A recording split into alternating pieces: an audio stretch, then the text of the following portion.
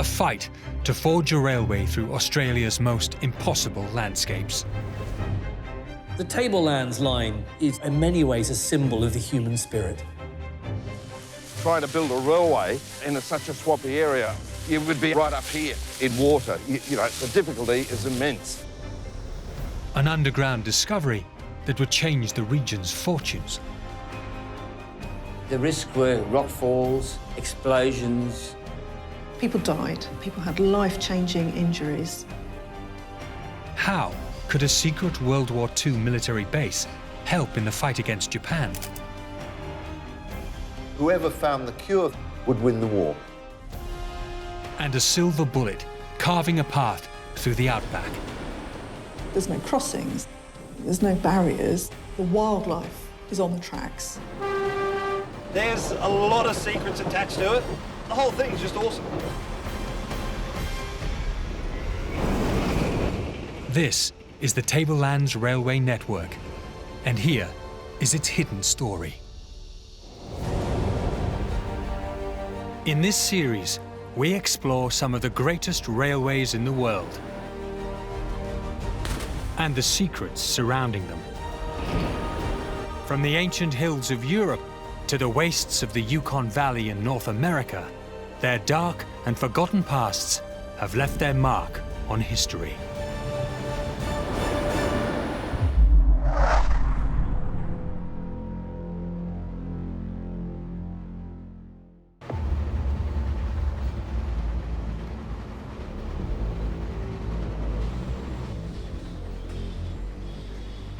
The Tablelands line is serious railway building. I mean, this isn't just negotiating a mountain pass or a swamp. It's kind of doing every challenge that you can possibly face and overcoming it.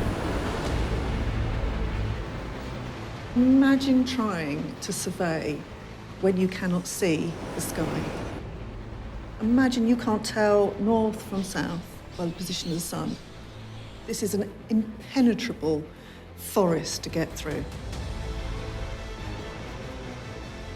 On a wet, horrible day when it's absolutely teeming down with rain and there's water running down the track and you're soaking wet, covered in leeches, it takes another dimension. And of course, it comes at a great human cost. A lot of these poor people who had come from all over the world were working in atrocious conditions and worked to their death. But the fact that it takes nearly a quarter of a century to build this line means that there were people there who were never going to give up, no matter what was being thrown against them. Built in the northeastern tip of Australia, in the state of Queensland, the original railway line of the network stretched from Cairns on the Pacific coast and finished inland at the town of Herberton.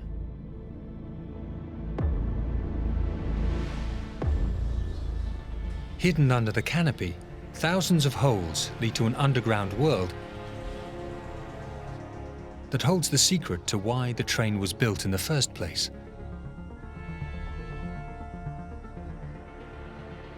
Duncan Ray is a local adventurer. This area between Herberton and Chilligo has the most diverse geology of any place in the world. You find pretty much everything here. Tin, gold, silver, copper, indium, antimony. It's just endless. This railway line was built to make money for the mining industry, but it ended up playing its part in the biggest conflict the world has ever seen.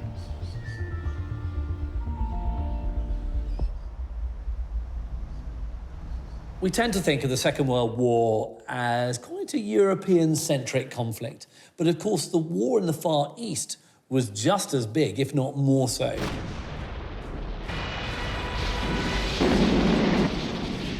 Australia, of course, was right in the forefront of this war, and not many people know that Queensland became one of the major Allied bases in the region.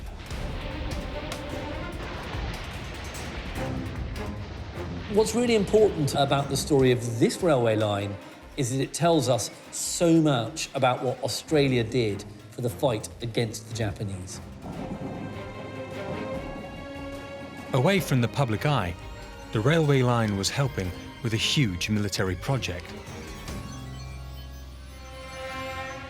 Joe Barnes' father was part of the Australian Army during the war.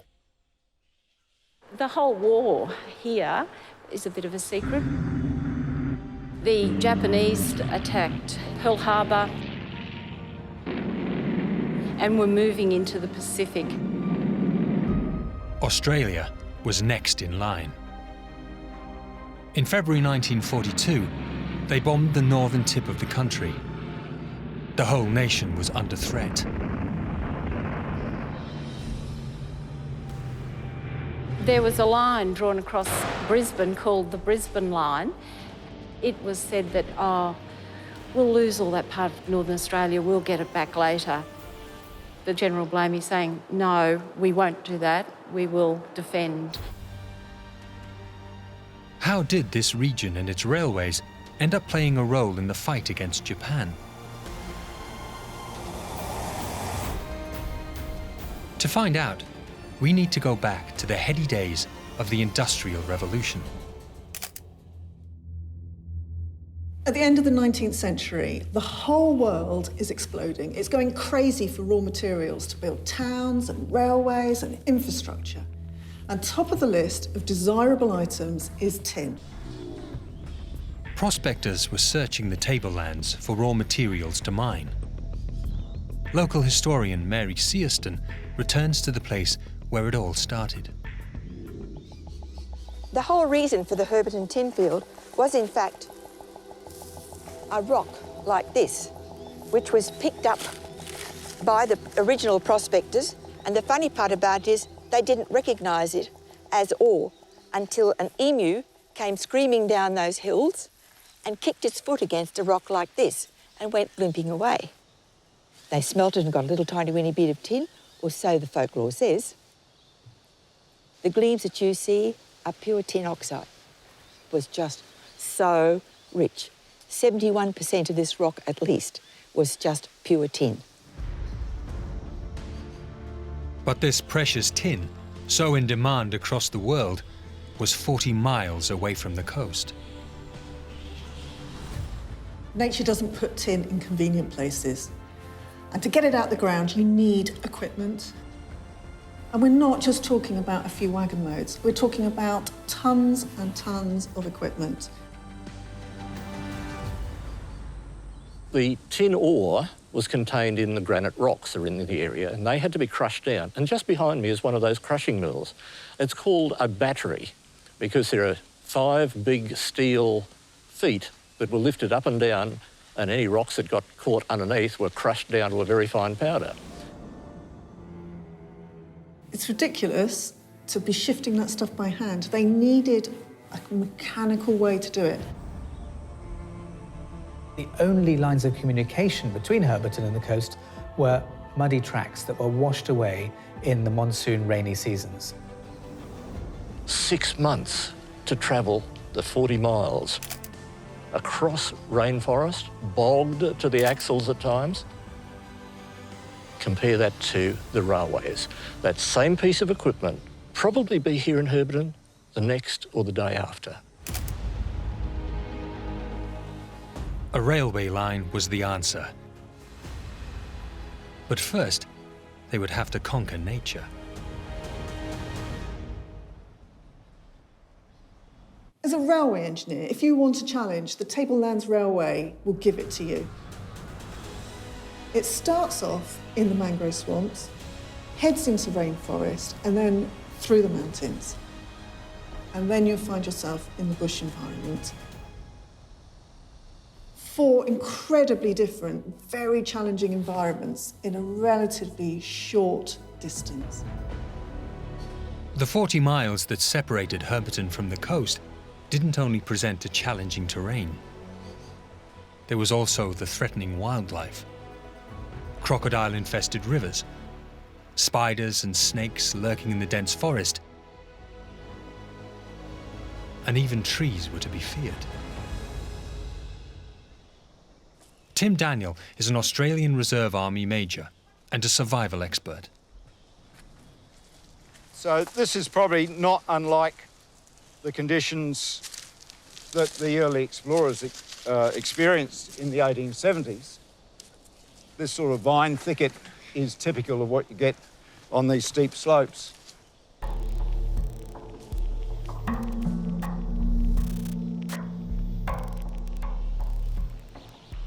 So this is one of the dangers in the rainforest. It's called WWII, or lawyer vine. It's a cane, and it throws out these little tendrils with recurved hooks on them. If you get into a big thicket of this, it can take you hours because you get tangled up in it. You have to unpick yourself or cut yourself out of it. There's no shadows, there's no reference point, so unless you've got a compass and you understand the lie of the land, it's very difficult to navigate. Not only was it difficult to navigate, the railway surveyors would have to cross the tribal lands of local Aboriginal populations.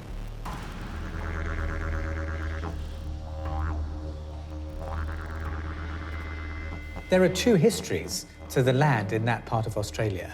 There's the history that came with the white settlers and all of their doings, but then there's the history of the Aboriginal people, which goes back 40,000 years. The authorities were going to need help. In 1882, they contacted a mysterious and unusual man by the name of Christy Palmerston. A secretive character with unknown origins who they trusted to find a route for the railway to the coast.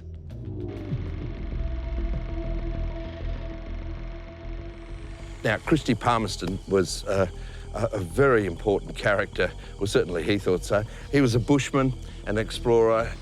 He'd done a lot of work in the Cairns region. He had a sidekick called Pompo. Pompo was a local Aboriginal who could guide Palmerston through the ancestral indigenous tracks that crisscrossed the jungle. Christy Palmerston spent 3 months combing the country between Port Douglas and the Barron Gorge, looking for suitable gradients. And he makes that remark that he just couldn't see where a railway could come through.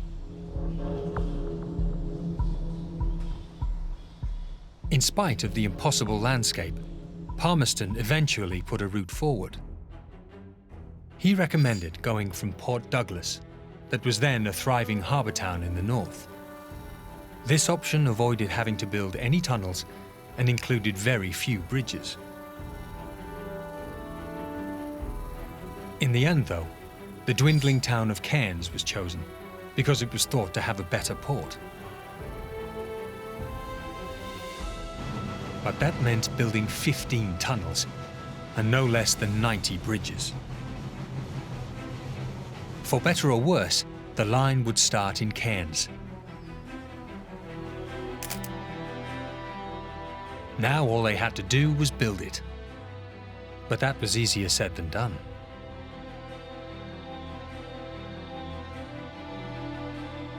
Building in the tropics meant that the weather was a constant worry. In this area, there is an annual average of 7 feet of rainfall and regular cyclones. Nature threw quite a lot of curveballs up on the line between Hobbiton and Cairns, but you have to get over it in engineering terms. You have to see each new challenge as something to rise to and to force that railway through. They really did meet an awful lot of challenges.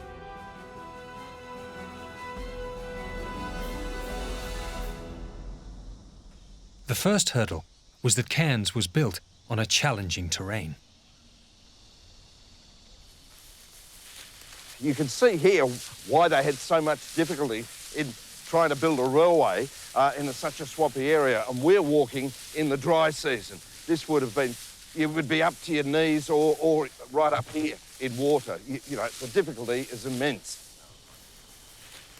And of course, not only swamps, you've got snakes. You've brown snakes, taipans, black snakes, and leeches, as well as a myriad of mosquitoes, which of course helped spread fever amongst the workers and brought them down very easily. To make it worse, the railway contractors, trying to keep costs low, weren't offering proper health care to their workers. The Cairns Post reported the story of a man who was suffering from a fever.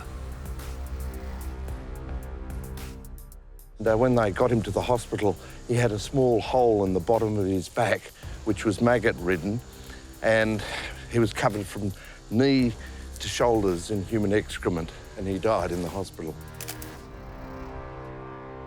And the challenge had just begun. After the swamps, the railway builders had to reach the top of the Tablelands by carving through the hostile jungle on a steep incline that went over 1,000 feet.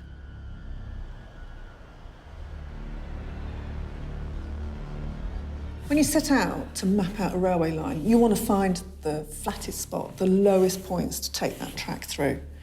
Following the rivers are a fantastic way to do that. And the Barron River just took you naturally through to where you wanted to go. But using the river was not enough to keep the costs down.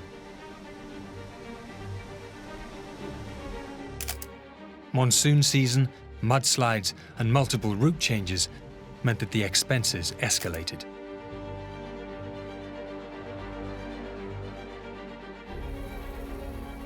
In the end, building the first 32 miles cost the equivalent of £165 million in today's money. It was an incredible achievement, but in 1890, Australia hit a decade of financial turmoil. The funds for the line to Herberton were pulled out, and building works were dropped. But one man stepped in. A gentleman by the name of John Moffat, who was a mining entrepreneur from the 1880s, decided he could do it. He never overbuilt anything. So his railways tended to be a little bit light on rail size. Starting in 1900, they were put down very quickly. In the next 3 years, he built over 200 miles of railway. These railways linked his mining empire in the west to the existing line. The original route had been completely diverted away from Herberton. One of those lines led to the town of Irvinbank.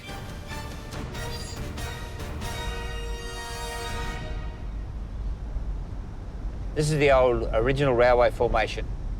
This is what it would be like coming in by train into Irvinbank. John Moffat set his whole empire up based on this little community here. So you can see the lovely lake on your left with the hotels over there, and then you'd hear the stamping of the battery, the 30 head of stampers crushing the rocks.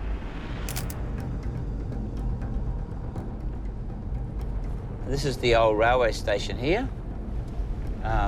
It's a nice long corrugated iron building with windows along the top to allow light to come in. This and Herberton became the premium mining towns of North Queensland and probably the centre of tin mining in Australia. One of Moffat's most lucrative deposits was based just outside Irvinbank. Vulcan Mine was the deepest tin mine in Australia and yielded some of the purest tin in the world at the time.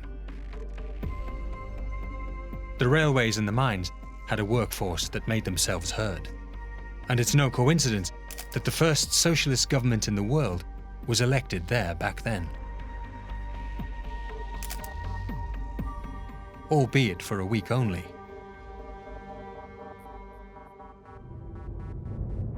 Despite a strong union and left-leaning policies, working underground was harsh, to say the least.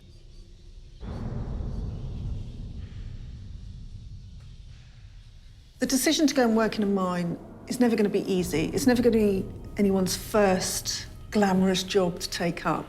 You go there to earn money, and you do earn good money, but at what cost? Time has stood still in these abandoned mines. Objects left behind by the last workers give a snapshot of life underground at the turn of the 20th century. It's hot and sticky in here, and when they're working in here, they would be covered in dust. Some of them got meniscitis and died from that. So it looks like this might be the end of the tunnel here. And looks like they've gone uphill, up into started to form a shaft going up. That glowing little area there, that's the last remnants of the tin. This could have been, a few $100 or maybe a few $1,000s worth of tin out of this little pocket.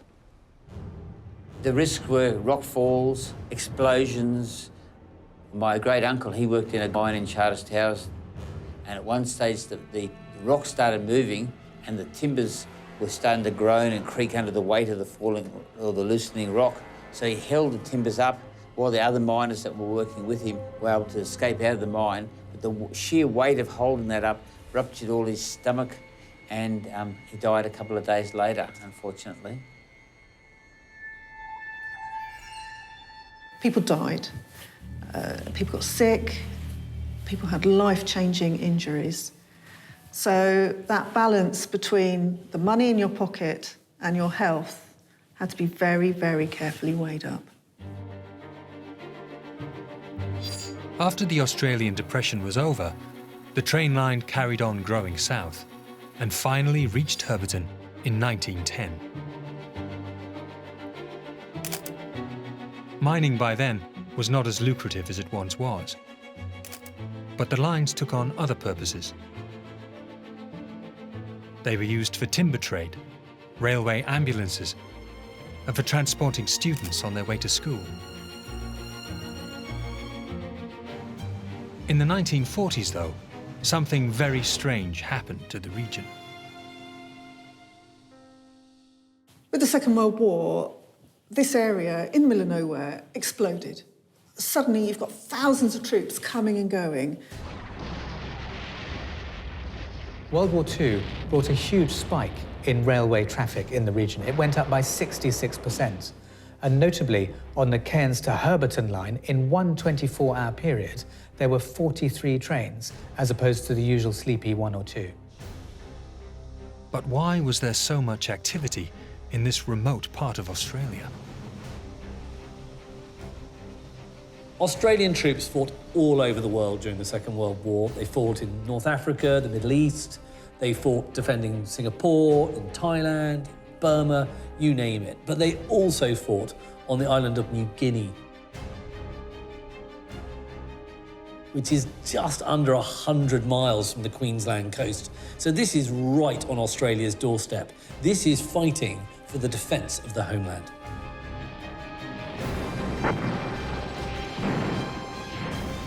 The fight in New Guinea was so close that people living in Cairns said they could hear the bombs.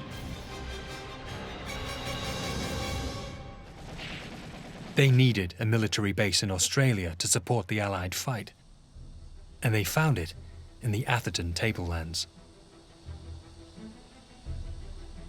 Part of the reason they chose this area is because of the railway. That infrastructure, that civil engineering, allowed huge numbers to come in and to be transported around, goods and people. That enabled the Australians to rapidly fortify the area and turn it into a military zone. This top-secret project transformed the area into a hive of activity. They built fortifications, radar stations, an airfield, anti-aircraft units, supply facilities, and barracks. They were all there to accommodate the tens of thousands of Australian and American troops that took over the sparsely populated region.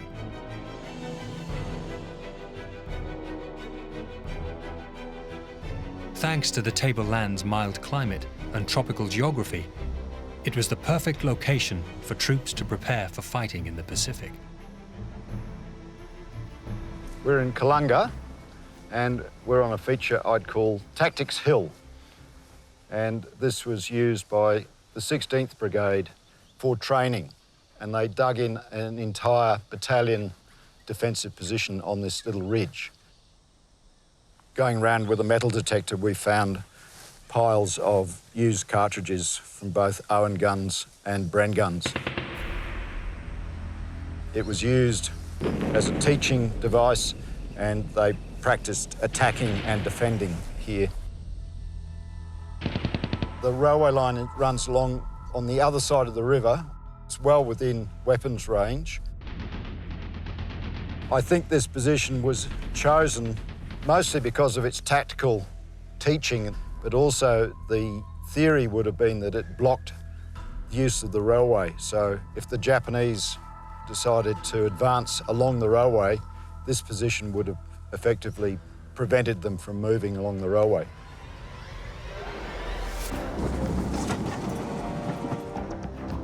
North of Kalunga stands an old building.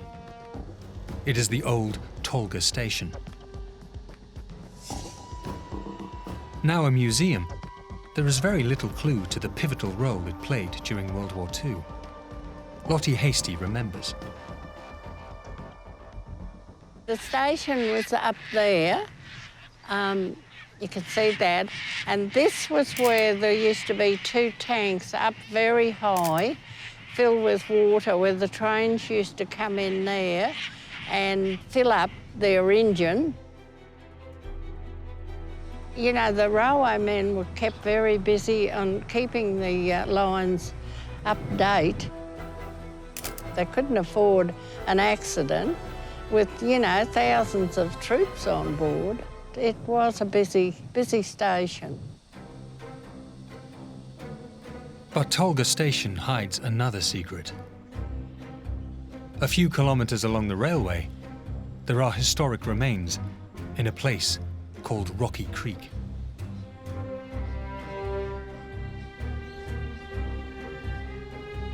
So today, what you can see at Rocky Creek is but a shadow of what it was like during the war. Much of the site is neglected. You've just got these old walkways left covered in bitumen. You've got some pipes left over from toilets and bathing blocks. But what are these abandoned remains doing in this area? And why are they so close to where the railway once ran?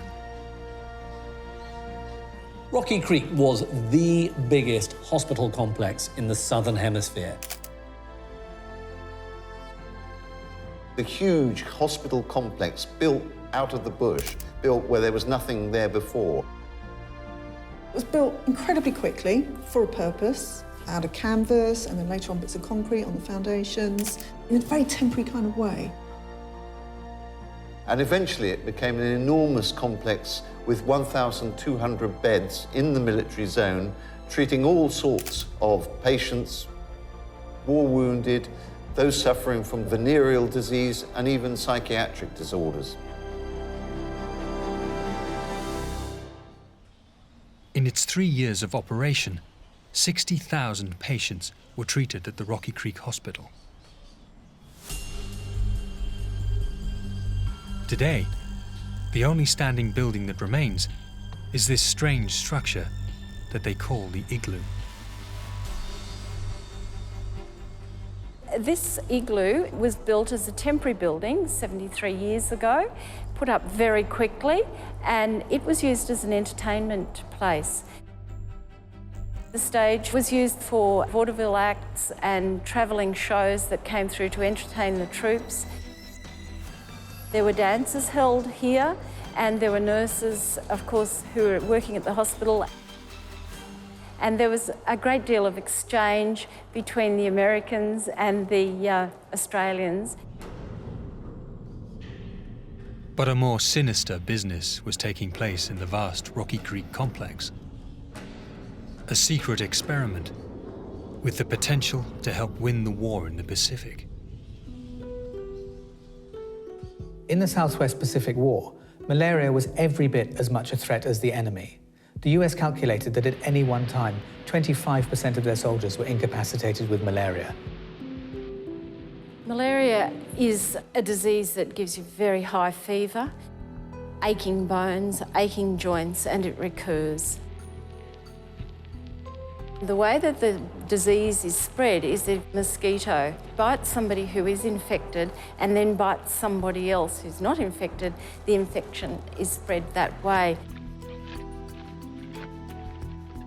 Mosquitoes thrive in humid, muddy, lowland terrains. The Tablelands' high altitude, away from these insects, was a perfect location for the hospital to treat this disease. Among the more controversial experiments carried out at Rocky Creek was malaria injections.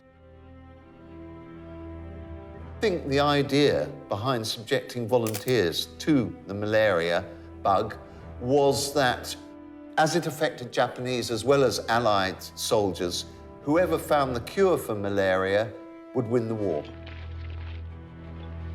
Finding a solution for this disease would have given a tactical edge in the South Pacific fight.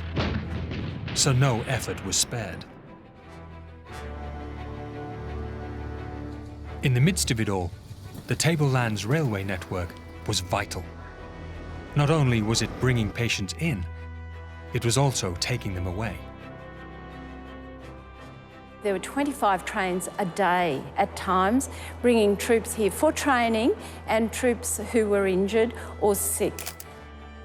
There are photos that I've seen of them putting people on stretchers through the windows because they didn't fit through the doors. There were so many patients that Rocky Creek, despite being vast, was not enough.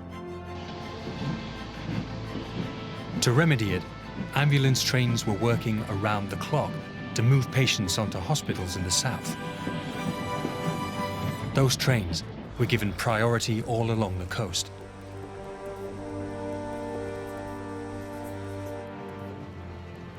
Much of the Tablelands railways have now disappeared, but there is one section still in use, and the carriages running on it have survived through the different eras of the line.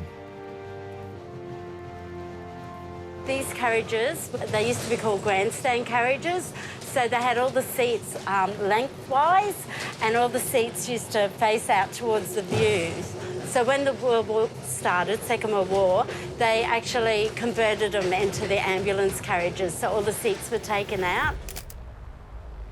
Those ambulance trains transported both Australian and American soldiers. They had to be put in different carriages just to save conflict. A lot of the time, the Australians thought that the Americans were dressed a lot better, their uniforms were a lot nicer, and of course the Australian girls all fell for the American charm and the nice uniforms, so they felt that they were stealing the Australian girls away from them. After the war, the Tablelands transport system was completely transformed. Whilst the troops left behind brand new roads, they also left a railway network in tatters. The railways suffered extreme wear and tear during the war because they simply hadn't been designed to be used at that intensity. So they required quite a lot of work afterwards to bring them back into a good condition. The railways became a good employer for the region, especially for indigenous communities. Among them, Dr. George Skeen, a local historian who worked for the railways from 1967 to 1997. I met many people from all over the world. You know, people from different cultures, and had a good time. You had a bed, single mattress, 2 plates, spoon, knife and fork, a water bag, and the work was very hard. The government was transforming the basic lines that had been built for the mining industry into reliable, sturdy structures. I worked on bridges. I was always shaky. I didn't like heights. The risk was crocodiles in bridges. They have people in cages that go down and check the piles in the water. Because salt water is very, I think it erodes timber or something, very quick. But while the tracks were being refurbished, the roads were becoming more and more prevalent. By the late 1980s, trains had stopped being lucrative, and much of the Tablelands railway network was closed. A page was turned.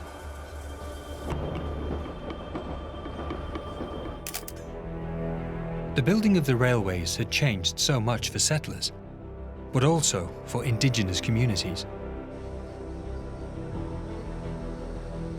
Sisters Daphne Miller and Desley Mosquito are descendants of the Jiribal rainforest people.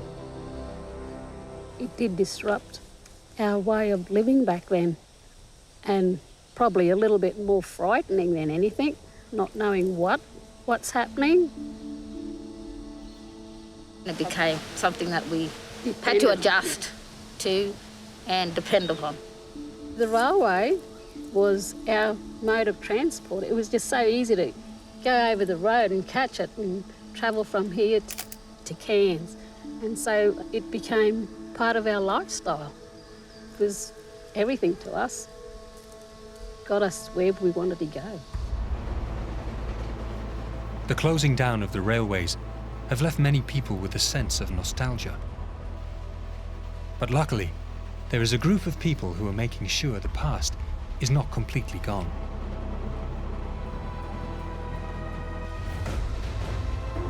The Kuranda Scenic Railway still covers the rainforest section of the line.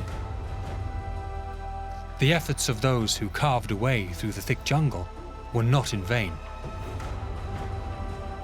Today, tourists get to enjoy the stunning views.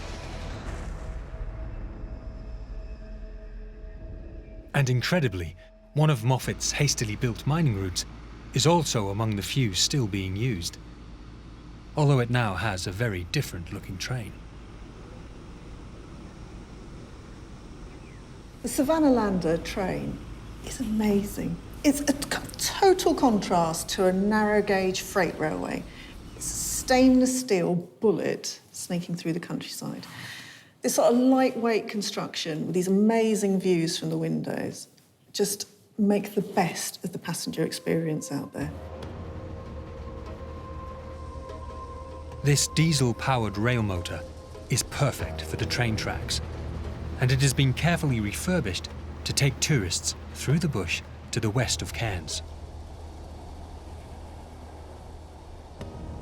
It's got 1960s kind of like retro styling with its Rolls-Royce diesel engines. It's really rather lovely, just as an object in itself. So to get to ride on it, what an amazing experience. Will Kemp is one of the two drivers. We get to move through awesome landscapes, and we get to move a train along a line that's, now the best part of 110 years old. The line's pretty old, pretty unique. The whole thing's just awesome. Every time we come up to one of these roads, we need to let them know we're here. A couple of good big blasts of the horn, just make sure the crossing's clear, and we're sweet. I think with the age of this line and this railway and how long it's been here, there's a lot of secrets attached to it. Lee and I are always hearing new stories that have happened years and years and years ago.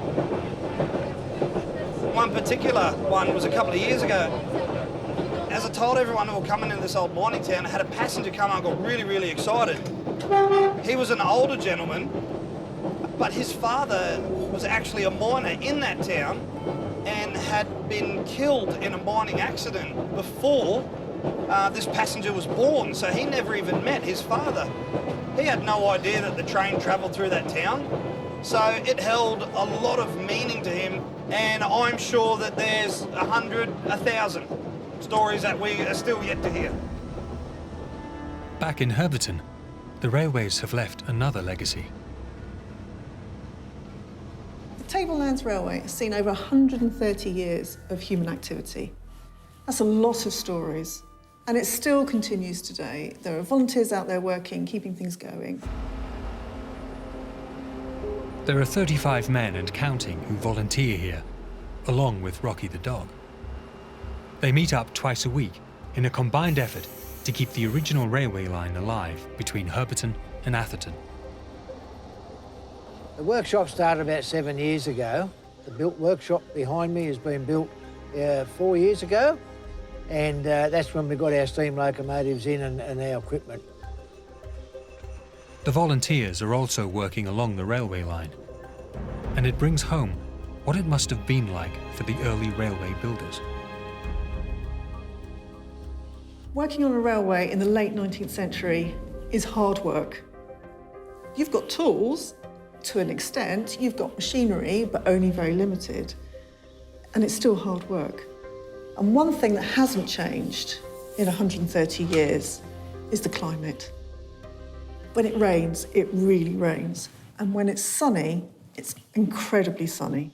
So for the volunteers out there today, yes, they might have slightly better hand tools and better machinery. I really hope they have. But the climate, that's still a tough challenge.